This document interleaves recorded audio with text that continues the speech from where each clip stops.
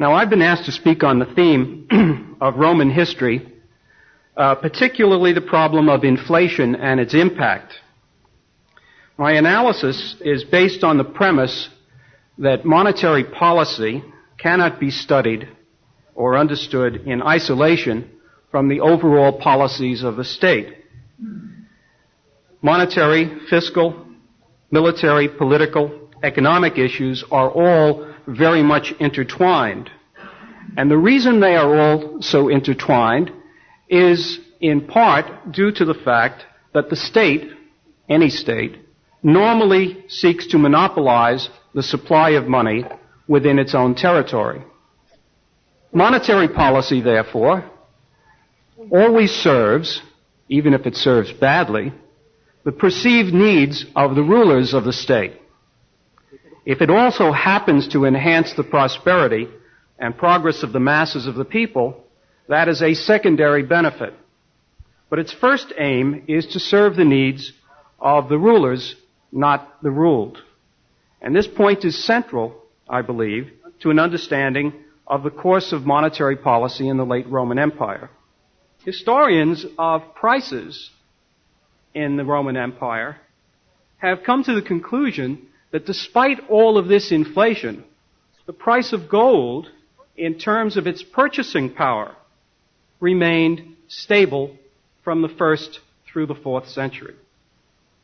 In other words, gold remained, in terms of its purchasing power, a stable value, whereas all this coinage just became increasingly worthless. Now, what were the causes of this inflation? The size of the army, I think I indicated already, had increased, doubled from the time of Augustus to Diocletian, and the size of the civil service I indicated also. Now, all these events strained the fiscal resources of the state beyond its ability to sustain itself. And the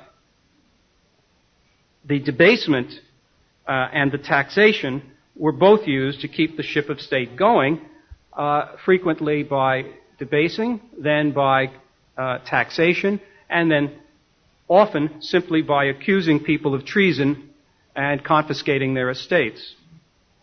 One of the odd things about inflation is, in the Roman Empire, that while the Roman state survived, the Roman state was not destroyed by inflation. What was destroyed by inflation was the freedom of the Roman people. And particularly, the first victim was their economic freedom. Rome had basically a laissez-faire concept of state economy relations. Except in emergencies, which were usually related to war, the Roman government generally followed a policy of free trade and minimal restriction on the economic activities of its population. But now, under the pressure of this need to pay the troops and under the pressure of inflation, the liberty of the people began to be seriously eroded, and very rapidly. We could start with the class known as the decuriones, the decurions. This was your prosperous, small and middle landowning class who were the dominant elements of the cities of the Roman Empire. This class, in the mid-3rd century, was assigned a task of collecting the taxes in the municipality that were being assessed by the central government. The central government could no longer collect its taxes effectively, so they made the decurion class collectively responsible for getting revenues and passing them on to the imperial government.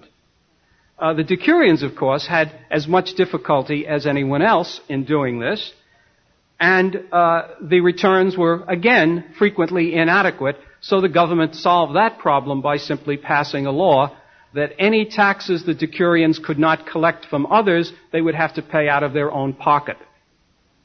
That's known as the incentive method for the tax collector.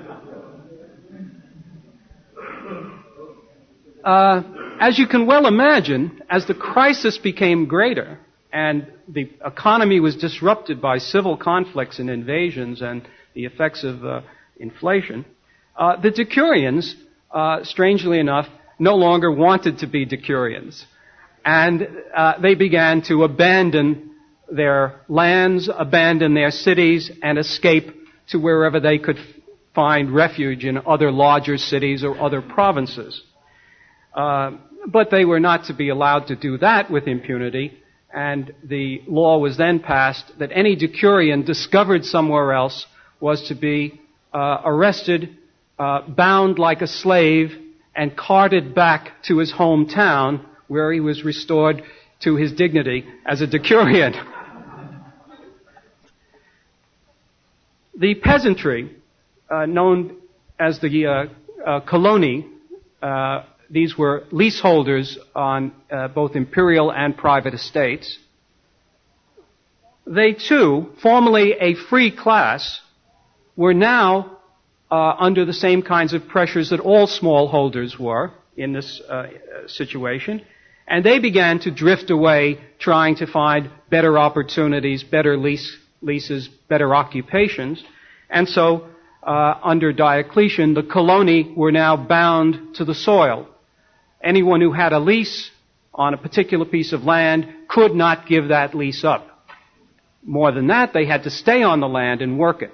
In effect, this is the beginning of what in the Middle Ages is called serfdom. But it actually has its origins here in the late Roman society. In fact, as you read through the rest of the thing, it becomes clear that the reason the Edict on Prices was issued, Prices and Wages was issued, was that the soldiers were the principal victims of the inflation, and that Diocletian was afraid he was losing control of his army. And so the people who are to be protected are the soldiers and the other servants of the state.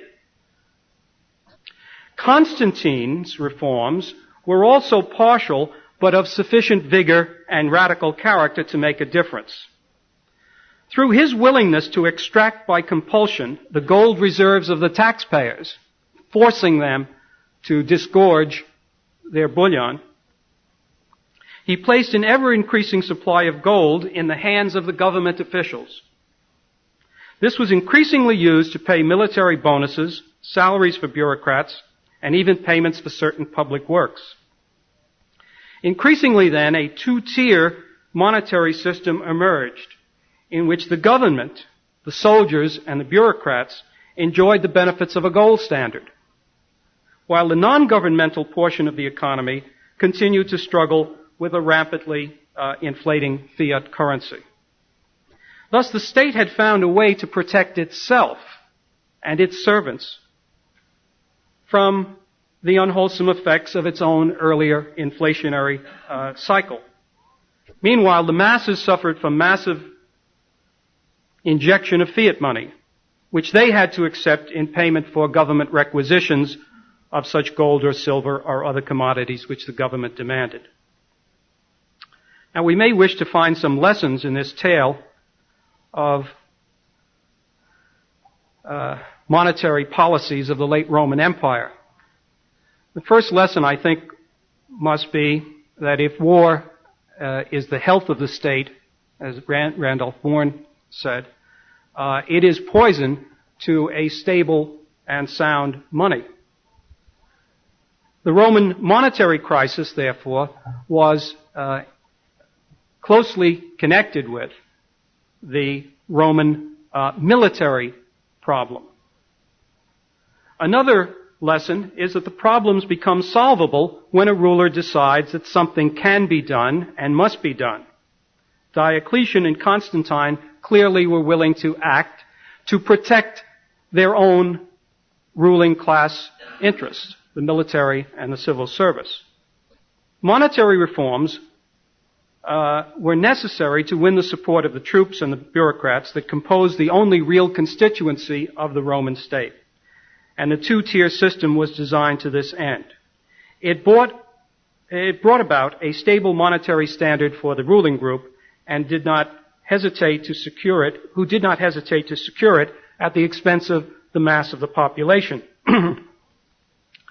Now, the Roman state survived.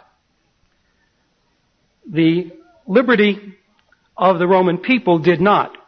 When freedom became possible in the West in the 5th century with the barbarian invasions, people took advantage of the possibility of change. The Roman people, the mass of the population, had but one wish after being captured by the barbarians, that they would never again fall under the rule of the Roman bureaucracy. In other words, the Roman state was the enemy. The barbarians were the liberators.